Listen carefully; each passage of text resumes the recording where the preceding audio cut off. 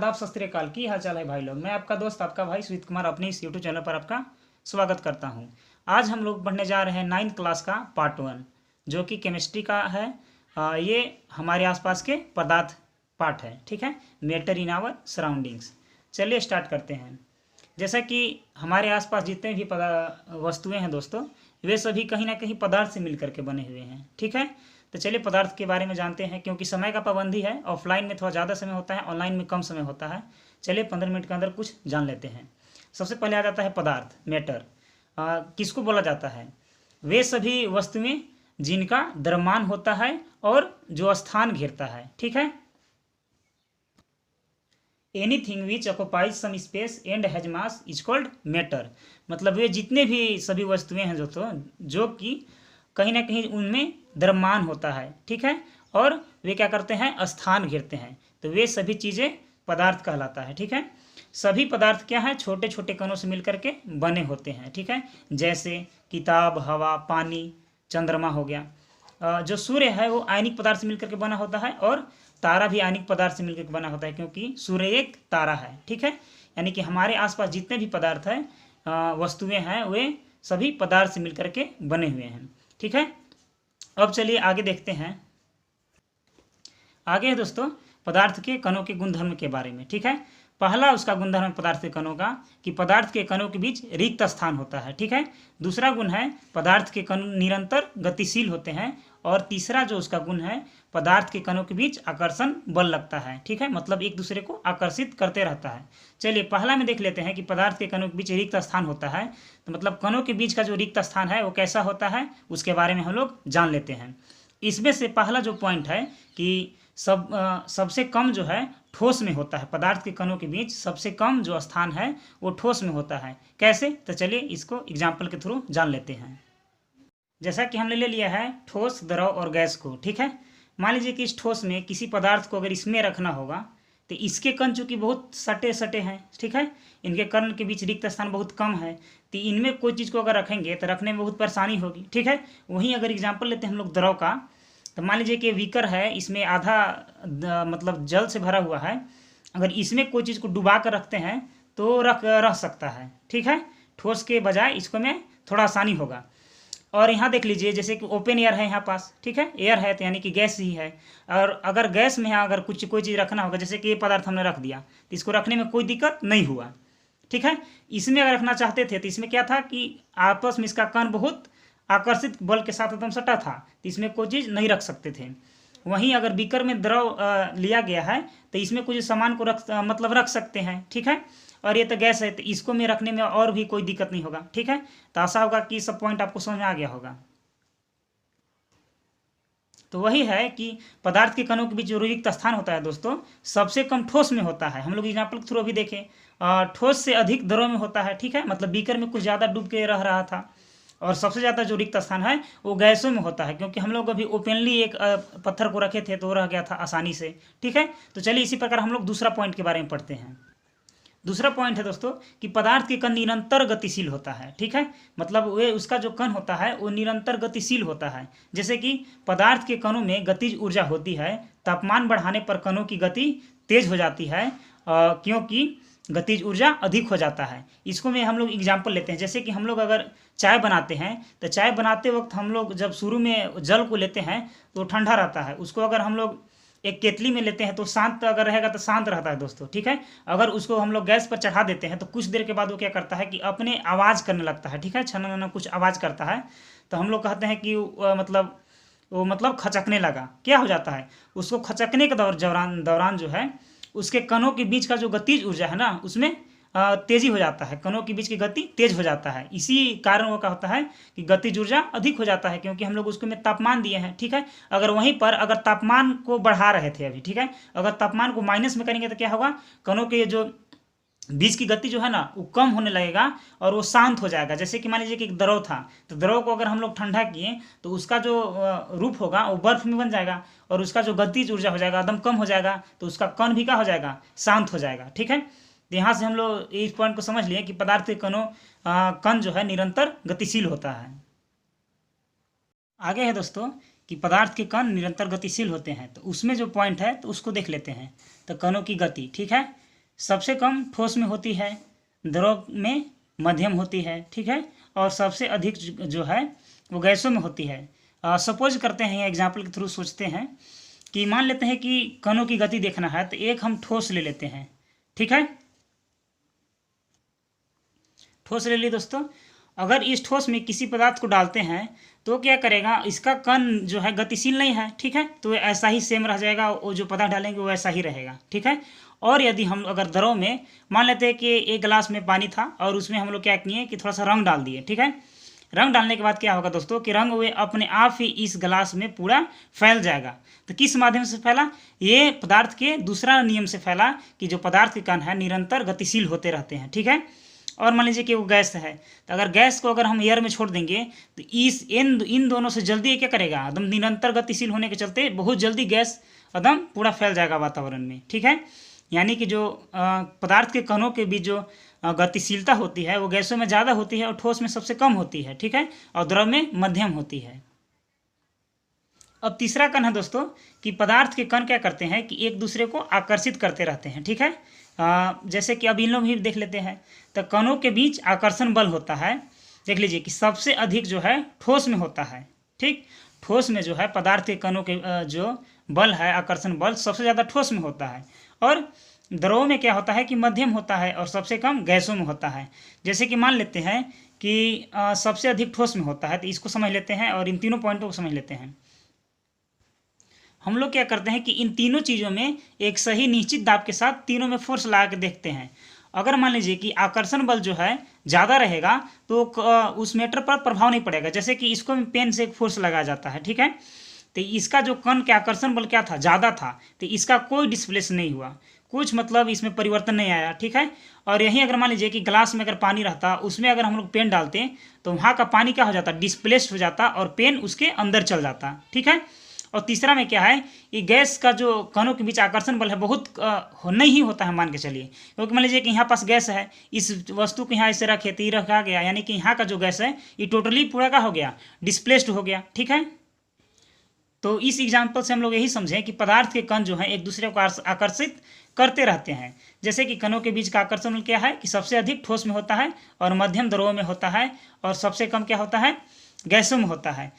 इस एग्जाम्पल के लिए, दूसरा एग्जाम्पल के लिए एक ऐसा अच्छा एग्जाम्पल है दोस्तों कि आप लोग क्या कीजिएगा कि ग्लास से पानी अपने उंगली पर ऐसे यहाँ गिराइएगा और जो पानी क्या होगा कि इस साइड से होते हुए और इस साइड से होते हुए आकर्षण बल के चलते नीचे एक धारा होकर के नीचे गिरेगी। यहाँ से तो दो धाराओं में निकलेगी, लेकिन आकर्षण बल उसका होता है, इसी के कारण वहाँ के बाद एक धारा में नीचे जाके गिरेगी। आप इस एग्जाम्पल को करके देख लीजिएगा दोस्तों, ठीक है। अब चलिए आगे हम लोग देख लेते हैं कि जो पदार्थ की अवस्थाएं हैं वो क्या क्या होती है। तो मूलतः ऐसे पदार्थ की तीन अवस्थाएं होती हैं, लेकिन दो अवस्थाएं और खोजी गई है, ठीक है। तो पहला है ठोस सॉलिड, दूसरा है द्रव लिक्विड और तीसरा है गैस, ठीक है। दो और उसके अवस्थाएं हैं दोस्तों, एक प्लाज्मा है और एक बोस आइंस्टीन कंडेंसेट है, ठीक है। इन दोनों को हम लोग देख लेंगे। अभी क्या करते हैं कि इन लोगों को बारी बारी से देख लेते हैं। अब हम लोग पदार्थ के तीनों अवस्थाओं को एक साथ देख लेते हैं, जैसे कि ठोस, द्रव, गैस, तीनों एक साथ है। चलिए देख लेते हैं। इसका जो है ठोस का निश्चित आकार होता है, ठीक है, और इसका अनिश्चित आकार होता है और इसका भी अनिश्चित आकार होता है। जैसे कि इस ठोस को यदि आप किसी जगह पर रखते हैं तो इसका जो आकार है वो चाहे यहाँ रखिए, चाहे पर्वत पर ले जाइए, चाहे किसी जल में डाल दीजिए, इसका आकार में कोई डिफरेंट नहीं आएगा, ठीक है। यदि हम लोग क्या करते हैं कि जल ले लेते हैं तो जल को अगर हम लोग गिलास में रखते हैं तो गिलास जैसा हो जाता है, ठीक है, या किसी और चीज़ में रखते हो तो वैसा आकार ले लेता है। और वैसे ही गैस में भी है कि गैस हम लोग अगर सिलेंडरी गैस मतलब अगर रखते हैं तो सिलेंडर जैसा हो जाएगा, ठीक है। यदि उसको और किसी में रखते तो उसको अलग उसका शेप हो जाएगा, ठीक है। आगे है दोस्तों कि इसका जो आयतन है वो निश्चित होता है, ठीक है, और इसका निश्चित आयतन इसका भी होता है और इसका अनिश्चित आयतन होता है, ठीक है। आगे है कि जो ठोस होते हैं वे कठोर होते हैं और द्रव जो है वो तरल होते हैं और जो गैस है इनमें बहाव होता है, ठीक है। आगे है कि असंपीड्य होते हैं, मतलब जो ठोस है इसको मतलब एक निश्चित बल तक दबाया नहीं जा सकता है, मतलब वो नहीं दबेगा, ठीक है। ज़्यादा फोर्स अप्लाई करने के बाद तो कोई चीज़ हो जाता है, कोई चीज़ संभव नहीं है, लेकिन एक निश्चित फोर्स तक क्या है, असंपीड्य है, माने ज़्यादा नहीं दब सकता है। ये क्या है, मतलब दबेगा लेकिन कम संपीड्य है, मतलब कम दबेगा, ठीक है। और ये क्या होगा कि ये अधिक इसमें दबेगा। जैसे कि मान लीजिए कि यहाँ पास हवा है, तो ये हवा है, दोनों साइड से हवा है दोस्तों, इसको दाबिए तो पूरा क्या है, दब गया, यानी कि इसमें क्या है, संपीड्यता अधिक है, ठीक है। जैसे में ईंट हो गया, पत्थर हो गया, कुर्सी हो गया, इत्यादि हो गया। जैसे में इसका है पानी, दूध और तेल, और इसका है ऑक्सीजन, कार्बन डाइऑक्साइड, मीथेन इत्यादि, ठीक है दोस्तों। समझ में आ गया होगा आपको। आगे चलिए देखते हैं। अब आगे है इन तीनों का डिफिनेशन। सॉलिड्स किसको कहेंगे, वैसा पदार्थ जिसका आकार और आयतन दोनों निश्चित होता है तथा जो कठोर होता है उसे ठोस कहते हैं, जैसे कुर्सी, टेबल, किताब इत्यादि। आगे है लिक्विड, वैसा पदार्थ जिसका आकार अनिश्चित होता है और आयतन निश्चित होता है उसको क्या कहेंगे, और जो तरल होता है उसे द्रव कहेंगे, जैसे पानी, दूध और तेल। इन तीनों का भी साथ में समझ लिया दोस्तों, इसको समझना जरूरी नहीं है। चलिए आगे देखते हैं। आगे है गैस का डिफिनेशन, वैसा पदार्थ जिसका आकार एवं आयतन दोनों अनिश्चित होता है और इनमें क्या होता है, बहाव होता है, उसे क्या कहेंगे, गैस कहेंगे दोस्तों, जैसे O2, CO2, मीथेन इत्यादि, ठीक है। अब आगे देख लेते हैं कि तापमान के बदलने के कारण उनमें क्या प्रभाव आता है, ठीक है। तो हम लोगों ने ले लिया है तापमान में चेंजिंग, एक साइड तापमान का है और उससे चलिए देख लेते हैं, ठीक है। और जैसे कि तापमान इधर साइड क्या है, तापमान बढ़ रहा है, इधर साइड तापमान कम कर रहे हैं, ठीक है। तो मान लीजिए कि एक बर्फ़ था, बर्फ़ में अगर हम लोग तापमान को बढ़ाएं, ठीक है, तो क्या बन गया, पानी बन गया। और पानी से और तापमान बढ़ाए, मतलब उसको और हीट किए तो क्या बनेगा, वाष्प बन गया, ठीक है। अगर वाष्प है तो वाष्प में हम लोग अगर तापमान को कम करेंगे तो क्या होगा, वो धीरे धीरे क्या होगा, पानी बनने लगेगा, ठीक है। और अगर क्या करेंगे, पानी को और टेम्परेचर कम करेंगे तो क्या हो जाएगा, बर्फ़ बन जाएगा। यानी कि तापमान को बढ़ाने और घटाने पर क्या होता है कि इनमें चेंजिंग आता है। यदि तापमान को बर्फ अगर है, तापमान बढ़ाया जाए तो पानी बनेगा, और पानी से तापमान बढ़ाया जाए वाष्प बनेगा, वाष्प से तापमान को घटाया जाए तो पानी बन जाएगा, और पानी से तापमान को घटाया जाए तो बर्फ बन जाएगा। अब आगे हम लोग देख लेते हैं दोस्तों कि दाब में बदलाव के कारण उनमें क्या चेंजिंग आता है, ठीक है। तो चलिए देख लेते हैं एक बार। अब क्या किए हैं कि गैस ले लिए हैं और द्रव ले लिए हैं और ठोस ले लिए हैं, ठीक है। चलिए देखते हैं। जैसे कि गैस था, गैस को हम लोग अगर दाब देते हैं दोस्तों तो द्रव बन जाता है। जैसे कि क्या है कि हर एक मतलब हर घर कम से कम LPG गैस सिलेंडर होगा, उसमें क्या होता है कि उस गैस को इतना प्रेशराइज करके भरा जाता है कि जो उसका टंकी है वो लिक्विड के जैसा आवाज़ करता है। आप हिला करके देख सकते हैं, वो लिक्विड के जैसा आवाज़ करेगा, यानी कि वो गैस था लेकिन उसमें प्रेशराइज मतलब दाब ज़्यादा देने से वो द्रव बन गया, ठीक है। अब क्या होगा कि अगर उस टंकी को और प्रेशर दिया जाए तो ठोस हो जाएगा, ठीक है। मतलब ज़्यादा मात्रा में प्रेशर दिया वो ठोस बन जाएगा। और यदि वो ठोस बन गया तो उसमें दाब अगर हम लोग कम कर रहे हैं, ठीक है, तो क्या बन जाएगा, द्रव बन जाएगा, ठीक है। अब क्या है कि अगर द्रव में भी और दाब को कम किया जाए तो गैस बन जाएगा, ठीक है। इसे आप घर पर करके देख सकते हैं कि जैसे कि गैस सिलेंडर है, उसको दाब दे दिए तो द्रव मतलब टंकी क्या है, आवाज़ करता है पानी जैसा, ठीक है। आगे चलिए देखते हैं। आगे पॉइंट है दोस्तों कि जो अभी हम लोग तापमान में जो परिवर्तन किए हैं उसका प्रभाव क्या है, उसे चलिए देखते हैं। तो इसका है गलनांक बिंदु, मेल्टिंग पॉइंट। अब देख लीजिए, इसका डिफिनेशन समझ लेते हैं, तब उसके बाद इसको समझेंगे। किसी ठोस का वह तापमान जिस पर वह अपनी ठोस अवस्था से पिघल करके द्रव अवस्था में परिवर्तित हो जाता है तो उस बिंदु को कहेंगे गलनांक बिंदु, ठीक है। मतलब वह तापमान जिस बिंदु पर वह ठोस से क्या बन रहा है, द्रव बन जा रहा है, ठीक है, तब उस बिंदु के क्या कहेंगे कि गलनांक बिंदु है। मान लेते हैं कि अगर ठोस यहाँ सपोज में बर्फ़ है, बर्फ़ को क्या करेंगे कि एक तापमान देंगे, तो जिस तापमान के बाद से वो द्रव बनना स्टार्ट हो जाएगा, ठीक है, तो उस बिंदु को कहेंगे कि गलनांक बिंदु। तो बर्फ़ का जो गलनांक बिंदु है 0 डिग्री सेल्सियस है। यानी बर्फ़ का टेम्परेचर अगर 0 डिग्री सेल्सियस अगर हो जाता है तो उसके बाद से बर्फ़ क्या है, धीरे धीरे गलने लगेगा, ठीक है। अब आगे है दोस्तों कि लोहा का गलनांक बिंदु, ठीक है। तो लोहा का गलनांक बिंदु होता है 1538 डिग्री सेल्सियस, मतलब इसके बाद ये क्या है कि गलने लगता है, ठीक है। चलिए अब आगे देख लेते हैं कि जो इसमें उसको जो गलाने में जो टेम्परेचर लगा उसको क्या कहते हैं। तो आगे है संगलन की प्रसुप्त उष्मा, ठीक है, इसको समझ लेते हैं। वायुमंडलीय दाब पर 1 kg ठोस को, ठीक है, उनके गलनांक द्रव में बदलने के लिए जितनी ऊष्मा की आवश्यकता होती है उस ऊष्मा को कहेंगे संगलन की प्रसुप्त ऊष्मा। मान लेते हैं कि यहाँ 1 kg बर्फ है, ठीक है, 1 केजी बर्फ को हम लोग क्या करते हैं कि उसे हम लोग हीट करते हैं, ठीक है। तो उसको हीट करने में कब तक हीट करना है कि जब तक वो द्रव में परिवर्तित होना स्टार्ट ना कर दे, ठीक है। तो जो बर्फ से जब तक द्रव में बदलना परिवर्तित होने में जब तक स्टार्ट नहीं कर रहा है, तो जितना हम लोग उस समय उसको उष्मा दिए हैं गैस से, तो जितना उसमें उष्मा की एनर्जी खपत हुई है, उस एनर्जी को कहेंगे संगलन की प्रसुप्त उष्मा। मतलब ठोस को अगर हम लोग हीट दे रहे हैं, हीट देने के बाद वो एक निश्चित ताप पर आने के बाद वो द्रव में बदलता है, तो जितना उष्मा ठोस से द्रव होने में लगा होगा उस उष्मा को कहेंगे कि संगलन की प्रसुप्त उष्मा, ठीक है। अब आगे है दोस्तों, आगे है क्वथनांक बिंदु।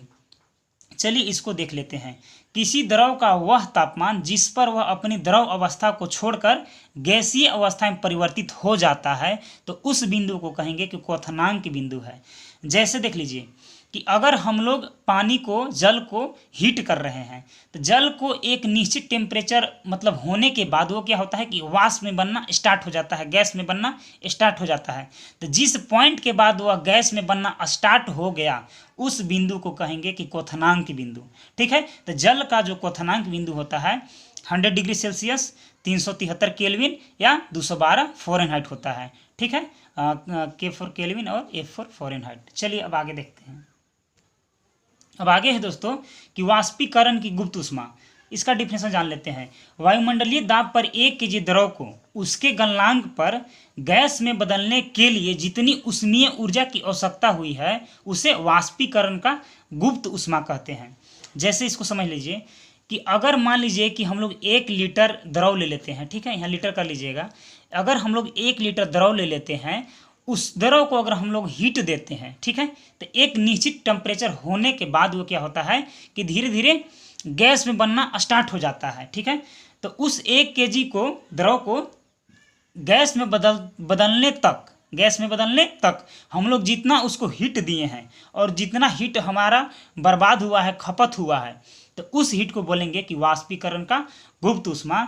यानी कि द्रव को जब हम लोग हीट देंगे, जब वह वाष्प बनना स्टार्ट होगा, तो हीट देने से लेकर के वाष्प बनने तक में जितना हीट यूज हुआ है, उस यूज को बोलेंगे कि वाष्पीकरण की गुप्त उष्मा। अब आगे है दोस्तों ऊर्ध्वापातन। चलिए सब्लिमेशन, इसको देख लेते हैं।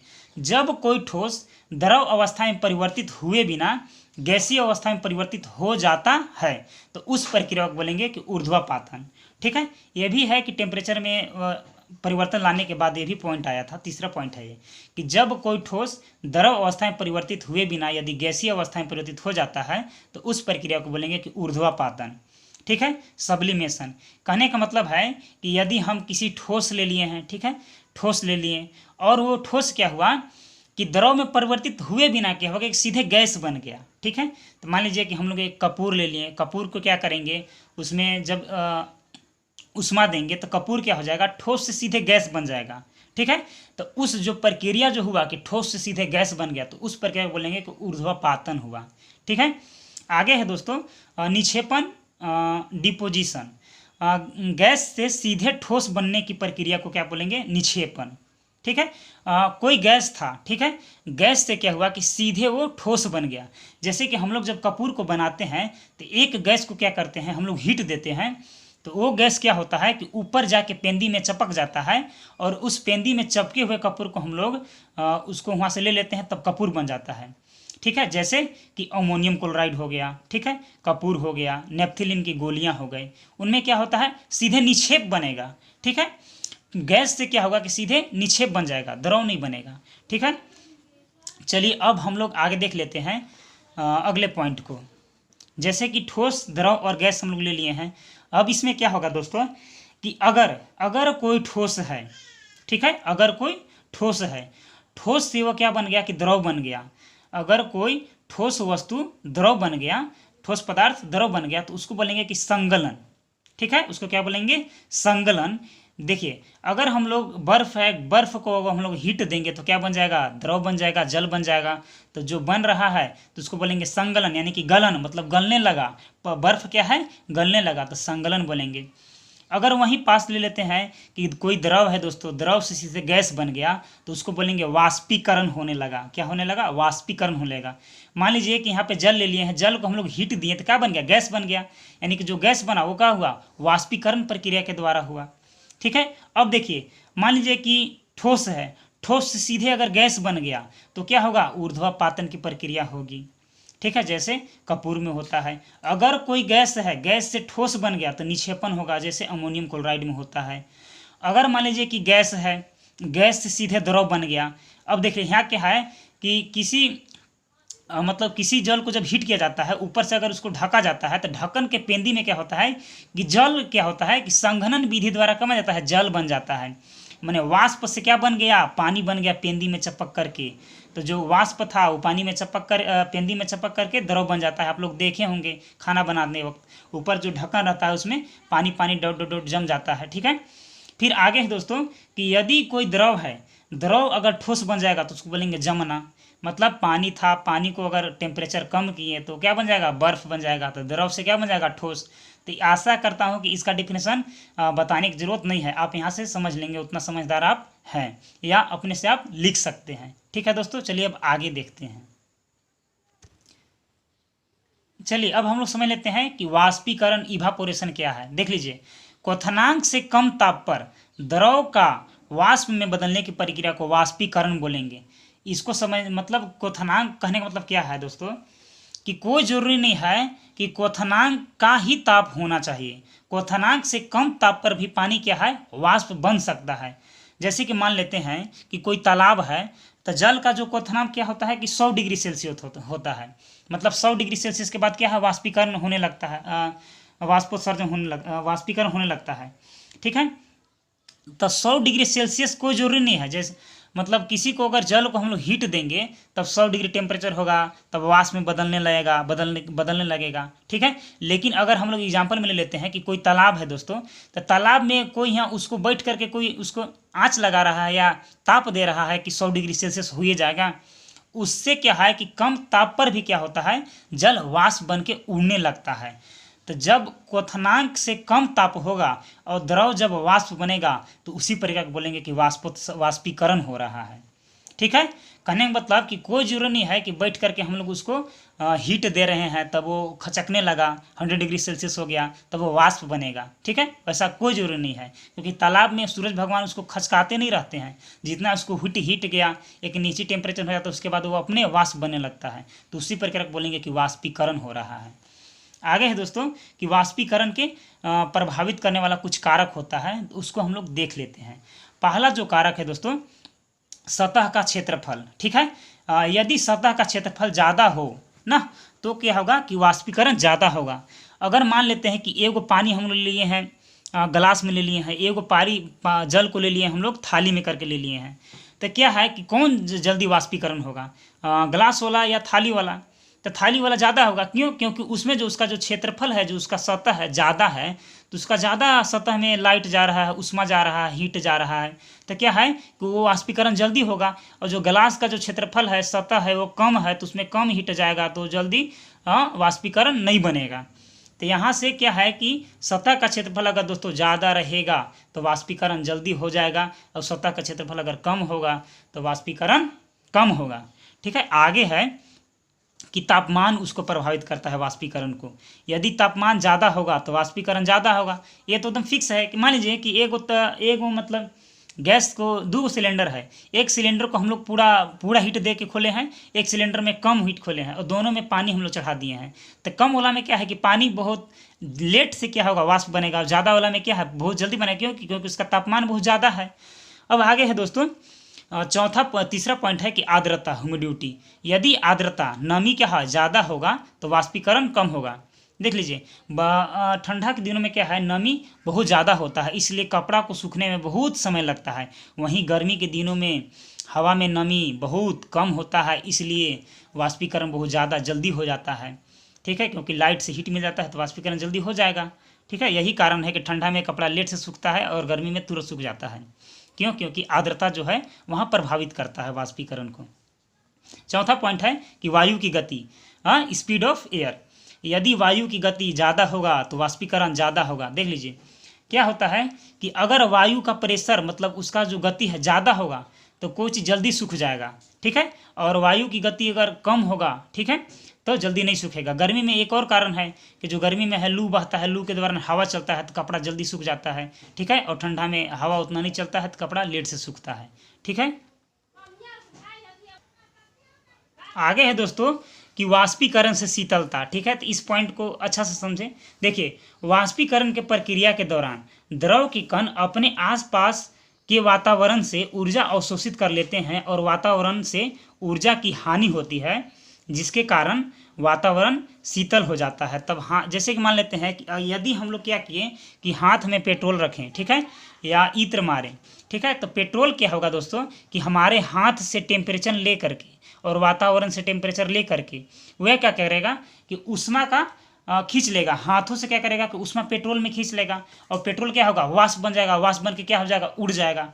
तो वहाँ के जो हमारा हाथ का जिस हथेली का जो हीट लॉस हुआ है वहाँ क्या है, टेम्परेचर कम हो जाएगा, तो ऑटोमेटिक है कि ठंडा लगेगा, ठीक है। फिर से देख लीजिए, यदि हम लोग हाथ में पेट्रोल अगर रखते हैं हथेली पर तो हथेली से पेट्रोल क्या करेगा, ऊष्मा ले लेगा, तो हथेली का उस जगह का क्या होगा, ऊष्मा कम हो जाएगा, तो कम होने के चलते क्या लगेगा, उस जगह पर ठंड महसूस होगा। इसीलिए अगर पेट्रोल या इत्र को अगर अपने हथेली पे गिराया जाता है तो कुछ देरों के बाद पेट्रोल और इत्र के उड़ने के बाद हथेली ठंडा हो जाता है, ठंडा लगने लगता है। अब आगे है दोस्तों कि वाष्पोत्सर्जन क्या है, चलिए देखते हैं। पौधे के वायवीय भागों द्वारा अतिरिक्त जल का मात्रा का वाष्प के रूप में उत्सर्जन होना ही वाष्पोत्सर्जन कहलाता है दोस्तों। देखिए दोस्तों, वाष्पीकरण और वाष्पोत्सर्जन में बहुत अंतर है। कोई लोग एक जैसा बढ़ा देता है, एक ही मान लेता है बच्चे लोग। देखिए, पौधों के वायवीय भागों द्वारा अतिरिक्त जल का मात्रा को वाष्प के रूप में त्यागना ही वाष्पोत्सर्जन कहलाता है। जैसे कि मान लीजिए कि जब पौधे लोग जल लिए, ठीक है, जल 100% लिए, तो खाना बनाने में क्या है कि मात्र पौधे को लगभग 10 से 20% जल की ही आवश्यकता होती है। तो 80% पौधा जल क्या करेगा, एक्स्ट्रा अपने पास थोड़ा मोड़ा रखेगा, ठीक है, रसधानियों में जल एकत्र करके रखेगा, लेकिन 80% ज़्यादा हो गया तो कुछ जल को क्या होगा, त्यागना होगा। तब पत्ती में जो रंध्र होता है दोस्तों, जो वायवीय भाग, रंध्र को वायवीय भाग लेता है, तो पत्ती में जो उसका स्टोमाटा वायवीय भाग होता है उसके द्वारा क्या होता है कि जल को क्या करता है, वाष्प के रूप में बाहर त्यागता है। तब उस प्रक्रिया को बोलेंगे वाष्पीकरण, ठीक है। ये हीट से मतलब ये सन पर नहीं है डिफरेंट, ये पौधों पर डिफरेंस है कि कब उसका स्टोमाटा खुलता है, कब वो वाष्प बनाएगा। ऐसा नहीं है कि धूप उगा हुआ है तो दिन भर वाष्पीकरण पता से हो ही रहा है, नहीं। उसका जितना देर तक स्टोमाटा खुला था, जितना पेड़ का मन था कि हमको एनर्जी इतना लॉस करना है, उतना ही उससे वाष्प बनेगा, उसको से ज़्यादा नहीं बनेगा। अगर उससे ज़्यादा वाष्प बन जाएगा तो अगला दिन पेड़ सूख जाएगा ना, ठीक है। अब चलिए आगे है जो पदार्थ का जो अवस्था था वो आगे है दोस्तों प्लाज्मा। तो प्लाज्मा को देख लेते हैं। जब कोई परमाणु प्रोटॉन और इलेक्ट्रॉन को अलग अलग कर देता है ना, तो इस अवस्था को प्लाज्मा कहते हैं ना। जब कोई परमाणु प्रोटॉन और इलेक्ट्रॉन को अलग अलग कर देता है तब इस अवस्था को कहेंगे प्लाज्मा। जैसे नियोन लाइट हो जाता है, लाइटिंग हो जाता है, तड़क मलक के आप देख रहे हैं उसमें जो उसका जो परमाणु प्रोटॉन और इलेक्ट्रॉन है अलग अलग हो जाता है, तो देखिए कैसे चमकता है, पल भर के लिए चमकता है लेकिन बहुत डेंजर, तो उसको बोलेंगे कि प्लाज्मा है, ठीक है। अब आगे है पदार्थ का 5वां अवस्था, वो है बोस आइंस्टीन कंडेंसेट।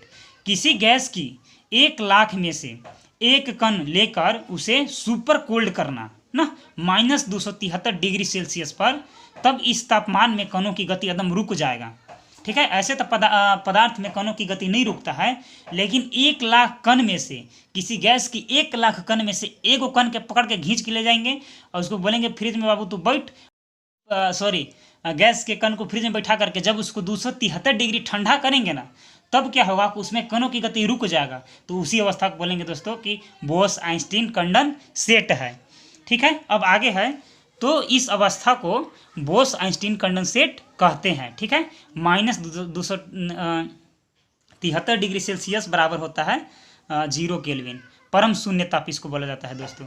अब क्या है कि अब इससे जो बीच वाला प्रश्न है और जो अध्याय वाला प्रश्न है इसको अगले वीडियो में देख लेंगे दोस्तों। आज के लिए इतना ही। वीडियो अगर आपको अच्छा लगे तो आप इसे लाइक शेयर एंड सब्सक्राइब करना न भूलें, और आपको कैसा लगा आप ज़रूर हमें कमेंट करके बताइएगा दोस्तों। आशा है कि अगली बार मैं अच्छा से और पढ़ाऊँगा। धन्यवाद।